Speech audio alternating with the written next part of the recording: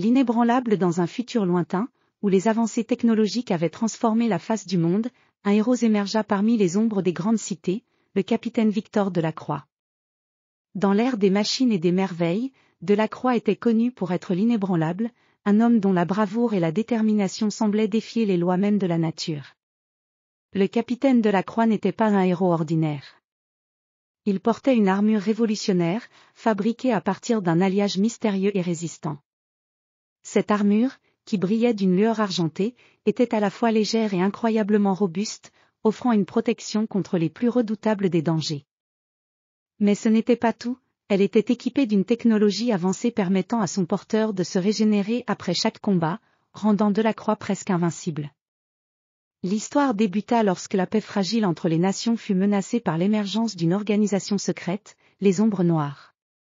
Cette organisation, dirigée par le sinistre Dr Armand, cherchait à provoquer une guerre mondiale en déployant des machines de guerre surpuissantes. La menace était réelle et les gouvernements étaient en alerte, mais personne ne savait comment stopper cette force redoutable. Le capitaine Delacroix, appelé à l'aide par les plus hautes autorités, se lança dans une mission périlleuse pour neutraliser la menace. Il se dirigea vers une île mystérieuse au large des côtes de la Bretagne, où les Ombres Noires avaient construit leur base secrète.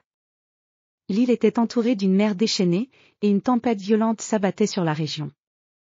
Le ciel était couvert de nuages sombres, et le vent hurlait comme une bête en colère. À bord de son vaisseau, le Fantôme, Delacroix affronta les vagues déchaînées avec une détermination sans faille. Le vaisseau était un chef-d'œuvre de l'ingénierie moderne, avec des ailes argentées et une coque renforcée capable de résister aux pires tempêtes. À mesure que le vaisseau approchait de l'île, les éclairs déchiraient le ciel et la mer semblait vouloir engloutir tout ce qui se trouvait sur son chemin. En arrivant sur l'île, Delacroix trouva un paysage désolé. Les vestiges d'une ancienne forteresse se dressaient au sommet d'une colline, entourée de bâtiments démesurés et de machines étranges. Les Ombres Noires avaient transformé cet endroit en une forteresse de fer, protégée par des systèmes de défense complexes et des robots de combat. Delacroix s'avança prudemment, utilisant ses compétences et son armure pour éviter les pièges et déjouer les systèmes de sécurité. L'intérieur de la base était un labyrinthe de corridors sombres et de salles remplies de machines et de gadgets mystérieux. L'air était chargé d'une odeur métallique et électrique, et le sol résonnait des bruits des engrenages et des mécanismes en mouvement. Après avoir navigué à travers les couloirs tortueux, Delacroix arriva enfin dans la salle principale où se trouvait le docteur Armand. Le scientifique, un homme au visage pâle et aux yeux perçants, était entouré de ses créations des machines de guerre conçues pour semer la destruction. « Vous êtes trop tard, capitaine Delacroix, » déclara le docteur Armand avec un sourire cruel. « Les machines sont déjà en marche, et rien ne pourra les arrêter. » Mais le capitaine, implacable, engagea le combat. L'armure le protégeait contre les tirs et les attaques des robots, et il utilisait des armes sophistiquées pour contre-attaquer.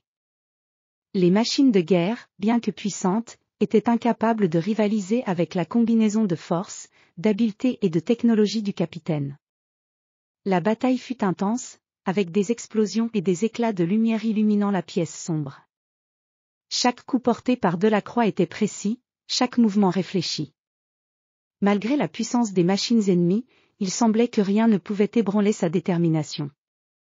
Finalement, après un combat acharné, Delacroix parvint à neutraliser les machines et à capturer le docteur Armand. Les Ombres Noires étaient vaincues, et la paix était rétablie.